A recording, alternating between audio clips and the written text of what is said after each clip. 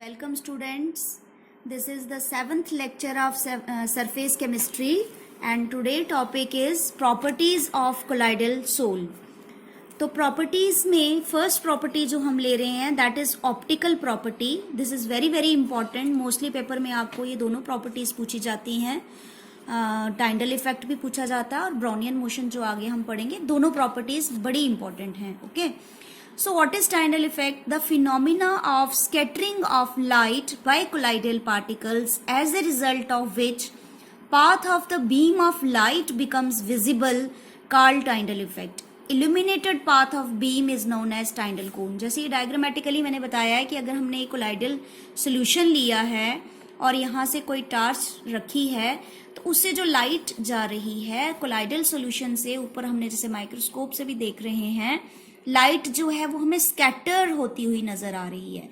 तो ये स्कैटरिंग किसकी वजह से है? बेसिकली अगर हम देखें दिस इज बेसिक फिनोमिना जो है इस प्रॉपर्टी का, वो ये है कि हम ट्रू सोल्यूशन और कोलाइडल सोल्यूशन में अगर हमने डिफरेंस देखना हो तो ये बहुत इंपॉर्टेंट प्रॉपर्टी है. कहने का मतलब देखो, अगर हम एक बीकर में ट्रू सोल्यूशन ले लें, इसमें मैंने ट्रू सोल्यूशन ले लिया, ठीक है, दूसरे बीकर में मैंने कोलाइडल सोल्यूशन ले लिया, इसमें मैंने दूसरा सोल ले लिया which is known as colloidal. ये मेरा कोलाइडल सोल है. अगर मैं टार्च से यहाँ पे इस सॉल्यूशन में अगर मैं लाइट डाल रही हूं तो ये लाइट का जो पाथ है मुझे इससे पहले भी विजिबल आएगा, बाद में भी विजिबल आएगा. लेकिन इस सॉल्यूशन के अंदर मुझे जो लाइट का पाथ है दैट बिकम्स इनविजिबल. वो मुझे विजिबल नहीं दिखेगा, वो मुझे दिखेगा नहीं. क्यों नहीं दिखेगा? क्योंकि ट्रू सॉल्यूशन के जो पार्टिकल के साइज है, इसका जो पार्टिकल का साइज है that is less than 1 nanometre.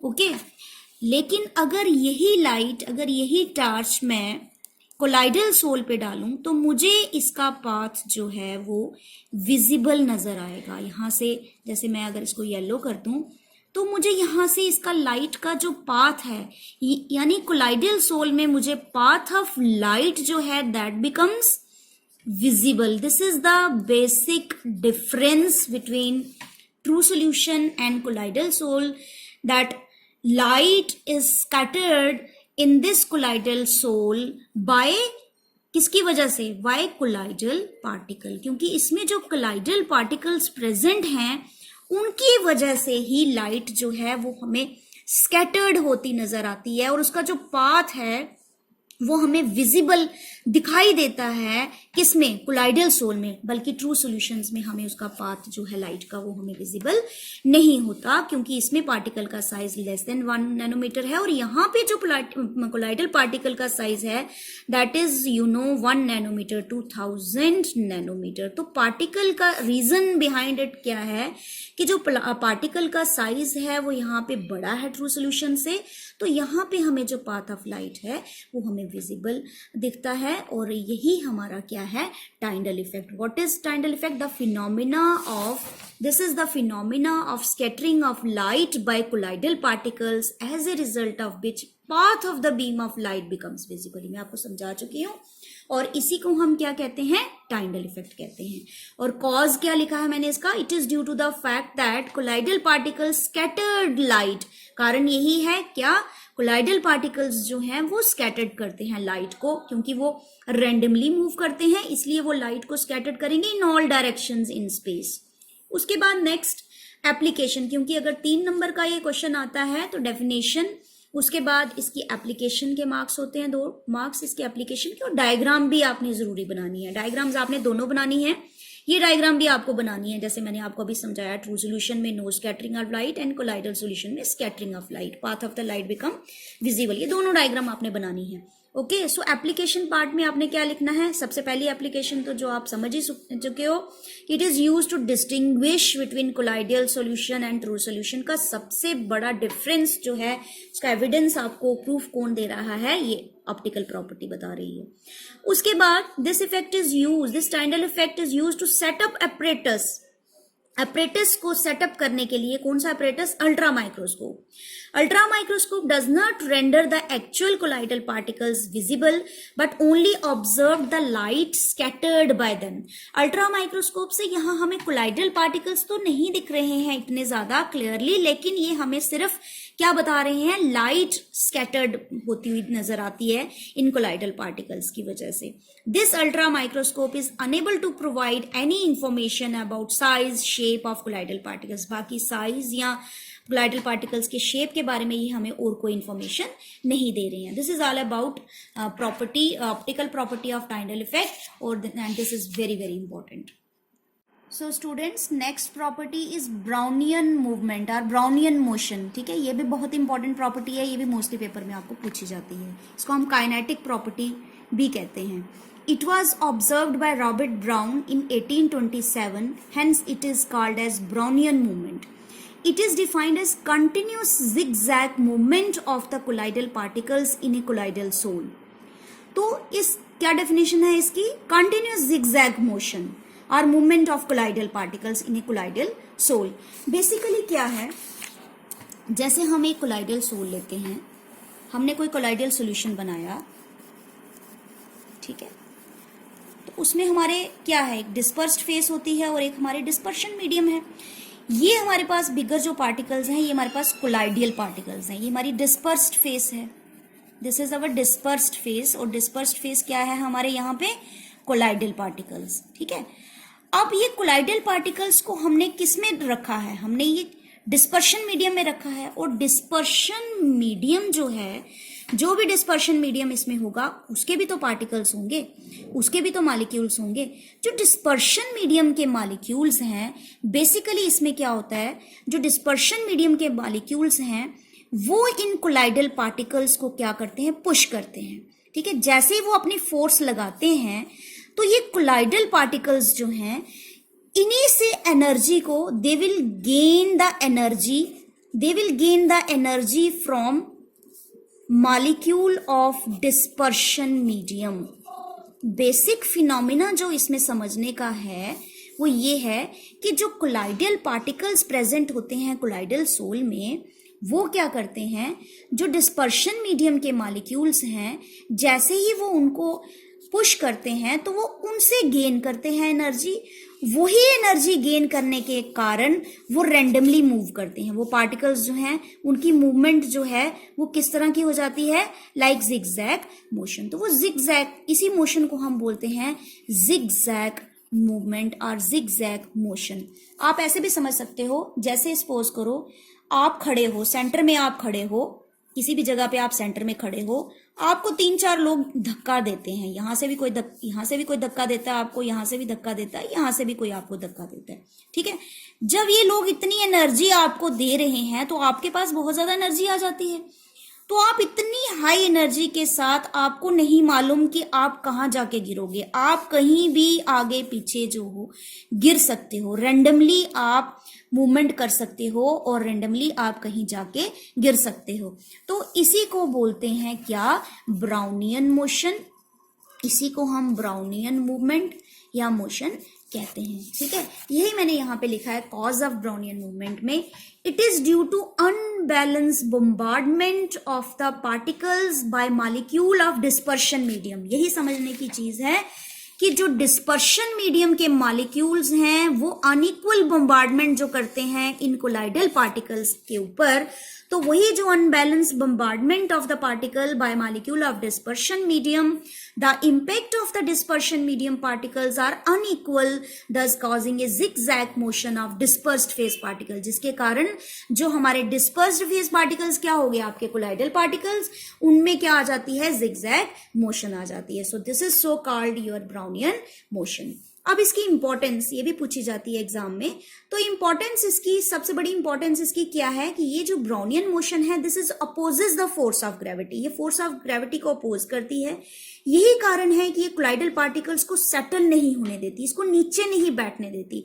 और जब ये सेटल नहीं होते हैं पार्टिकल्स तो ये रैंडमली मूव करते रहते हैं. Thus it is responsible for the stability of the colloidal solution.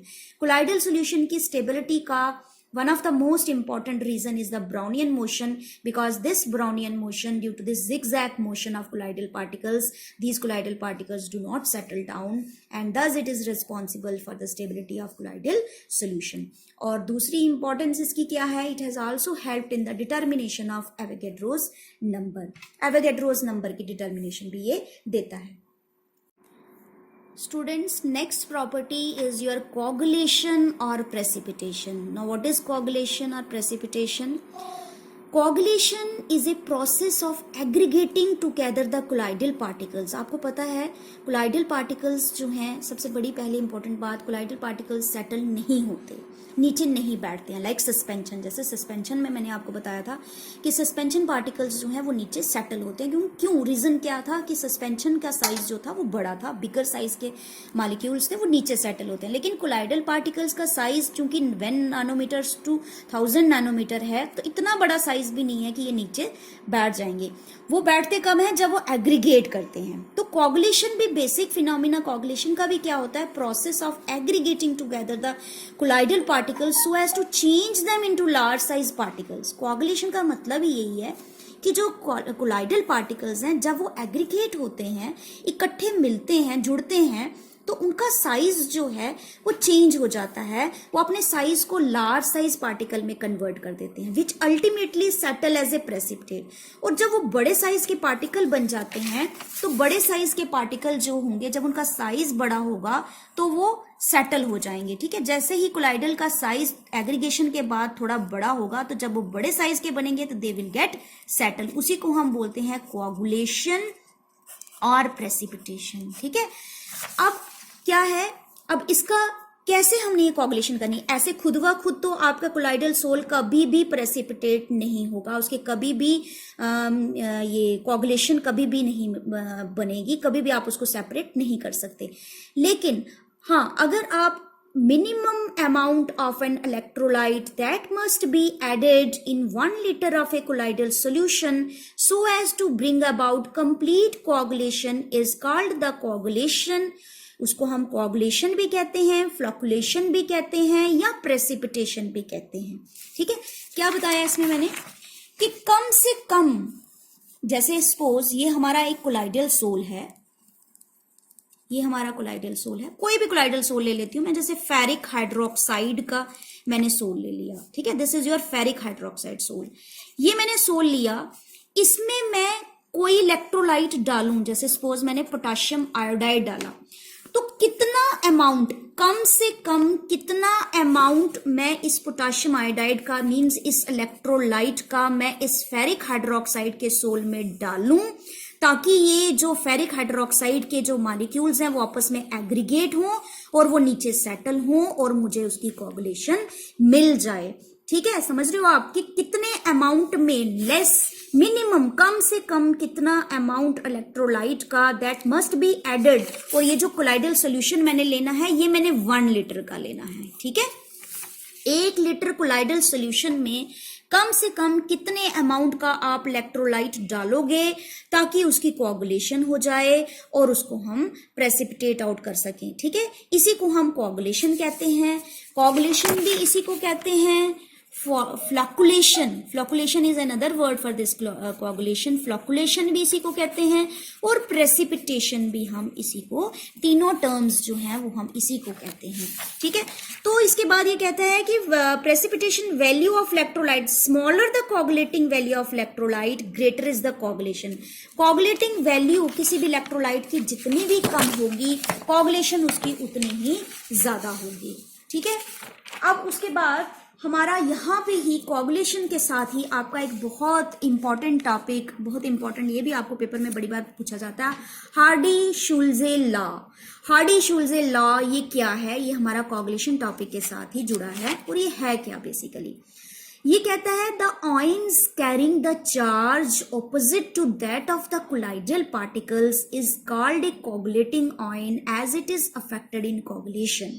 पहला पॉइंट तो इसका हार्डी-शुल्ज़े लॉ का ये है कि जो भी हमारा कोलाइडल पार्टिकल्स हैं, उसके ऑपोजिट चार्ज जब हम लेंगे, इलेक्ट्रोलाइट का जब हम चार्ज उसका ऑपोजिट लेंगे तो वो उसमें क्या करेगा, कोगुलेशन करेगा, ठीक है। So ions carrying the charge opposite to that of the colloidal particles is called as coagulating ion. उस आयन को हम क्या बोलेंगे, कोगुलेटिंग आयन बोलेंगे, because it effects in coagulation. जैसे सपोज आप यहां पे देखो, अगर मेरे पास यहां पे एक सोल है, कोलाइडल सॉल्यूशन है, जिसमें आपके पास 6 नेगेटिवली चार्ज्ड आयंस हैं, ठीक है। इस कोलाइडल सोल में, this is your colloidal sol, जिसमें 6 आपके नेगेटिवली चार्ज कोलाइडल पार्टिकल्स जो हैं वो प्रेजेंट हैं। इसको मैंने अगर प्रेसिपिटेट करना है, इसका मैंने अगर प्रेसिपिटेशन करना है या फिर इसकी मैंने कोगुलेशन करनी है, ठीक है, तो कोगुलेशन करने के लिए, प्रेसिपिटेशन करने के लिए मुझे उतने ही पॉजिटिवली चार्ज ऐड करने पड़ेंगे। जैसे अगर मैंने यहां पे 2 एल्युमिनियम के आयंस ऐड कर दिए, ठीक है, तो एल्युमिनियम के दोनों आयंस पे 3 पॉजिटिव चार्ज है, तो ये क्या करेंगे, ये इन 6 के 6 नेगेटिवली चार्ज को क्या करेंगे, इनका इफेक्ट कैंसिल करेंगे। 6 पॉजिटिव चार्ज और 6 नेगेटिव चार्ज का इफेक्ट कैंसिल होगा और ये क्या हो जाएंगे, जब इनका चार्ज खत्म हो जाएगा तो ये क्या हो जाएंगे, ये न्यूट्रल हो जाएंगे और ये सारे मॉलिक्यूल्स आपस में एग्रीगेट हो जाएंगे, ये जुड़ जाएंगे, नीचे बैठ जाएंगे, सेटल हो जाएंगे और हमारी कोगुलेशन हो जाएगी। So this is the ions carrying the charge opposite to that of the colloidal particles is called coagulating ion as it is affecting in coagulation। ये मैंने आपको समझाया इसका मतलब क्या था। दूसरा ये क्या बता रहा है कि coagulating power of an ion is directly proportional to the valency of coagulating ion. ये भी बहुत इंपॉर्टेंट क्वेश्चन है, ये एंट्रेंस में भी आपको बड़े क्वेश्चन इस पे आते हैं, एकेडमिक में भी आपको बहुत सारे ऑब्जेक्टिव टाइप क्वेश्चन इसके ऊपर बेस्ड होते हैं कि कोगुलेटिंग पावर जो होती है आयन की वो डायरेक्टली प्रोपोर्शनल होती है किसकी, कोगुलेटिंग आयन की वैलेंसी के ऊपर, कि उसकी वैलेंसी कितनी है। इसका क्या मतलब है, इसका आप यहां पे समझो, इसका क्या मतलब है कि जैसे देखो हमारे पास एक एल्युमिनियम, जैसे मैंने ये ले लिया एल्युमिनियम 3 पॉजिटिव, Na पॉजिटिव और बेरियम 2 पॉजिटिव, ठीक है, और मेरे पास सपोज करो कोलाइडल पार्टिकल्स जो हैं वो 3 हैं। मेरे पास ये कोलाइडल सॉल्यूशन है, एक कोलाइडल सॉल्यूशन है, उसमें मेरे पास 3 negatively charged colloidal particles present हैं। अब मुझे यहां पे मेरे पास ये पॉजिटिवली चार्ज आयन है, aluminium 3 positive, sodium positive and barium 2 positive. मुझे इन तीनों आयन्स में से मुझे बताओ किसको मैं डालूं इस कोलाइडल सोल में, तो जिसकी कम से कम अमाउंट, जो कम से कम अमाउंट में, यानी एक ही बार में कम से कम अमाउंट में इसको न्यूट्रल कर देगा, इसके चार्ज को न्यूट्रल कर देगा, एक ही बार में न्यूट्रल कर देगा और उसको न्यूट्रल करने के बाद स्टेबल बना देगा और वो नीचे सेटल हो जाएंगे, उनकी कोगुलेशन हो जाएगी। देखो अगर मैं सोडियम पॉजिटिव डालूं, एक सोडियम पॉजिटिव डालूं, तो वो इन तीनों नेगेटिव को कोगुलेट नहीं कर सकता एक साथ, मुझे 3 सोडियम डालने पड़ेंगे। बेरियम 2 पॉजिटिव डालूं तो तीनों को नहीं कोगुलेट कर सकते, ठीक है, मुझे एक और बेरियम डालना पड़ेगा। हाँ, अगर मैं एल्युमिनियम 3 पॉजिटिव को यहां डाल दूं तो वो इन तीनों नेगेटिवली चार्ज को, वो अकेला ही इतना सफिशिएंट है कि वो इन तीनों नेगेटिवली चार्ज के इफेक्ट को कैंसिल कर देगा और चार्ज न्यूट्रल हो जाएगा और वो स्टेबल हो, एग्रीगेशन के बाद स्टेबल होके नीचे प्रेसिपिटेट हो जाएंगे और हमारा जो मेन पर्पस है वो सॉल्व हो जाएगा। सो यही आपको पॉइंट यहाँ पे ये समझा रहा है कि coagulating power of an ion is directly proportional to the valency of coagulating ion. जैसे एग्जांपल के तौर पे इसने कहा कि अगर हमने कोई नेगेटिवली चार्ज्ड कोलाइडल सॉल्यूशन ले लिया तो ऑर्डर क्या बनेगा कोगुलेटिंग पावर का, जो मैंने आपको यही समझाया अभी, ऑर्डर क्या बनेगा, एल्युमिनियम 3 पॉजिटिव का सबसे पहले, फिर barium 2 positive and then sodium positive. Similarly इसी तरह से अगर हम कोई पॉजिटिवली चार्ज सोल ले लें, सिमिलरली अगर यहाँ पे हम कोई पॉजिटिवली चार्ज सोल ले लें तो पॉजिटिवली चार्ज सोल में क्या होगा, जैसे ये एग्जांपल्स दी हैं हेक्सासाइनोफेरेट की, फॉस्फेट की, सल्फेट की और क्लोराइड की। तो इसमें कौन है जो इन चारों के इफेक्ट को एक ही बार में कैंसिल कर देगा और न्यूट्रल कर देगा, जैसे ऑर्डर में मैंने इसको पहले लिखा है, देन फॉस्फेट को, देन सल्फेट को और फिर क्लोराइड आयन को। तो this is all about Hardy Schulze law and your coagulation, coagulating value, flocculating value. इसके ऊपर बहुत सारे आपको क्वेश्चंस आएंगे पेपर में and you should be answerable for that.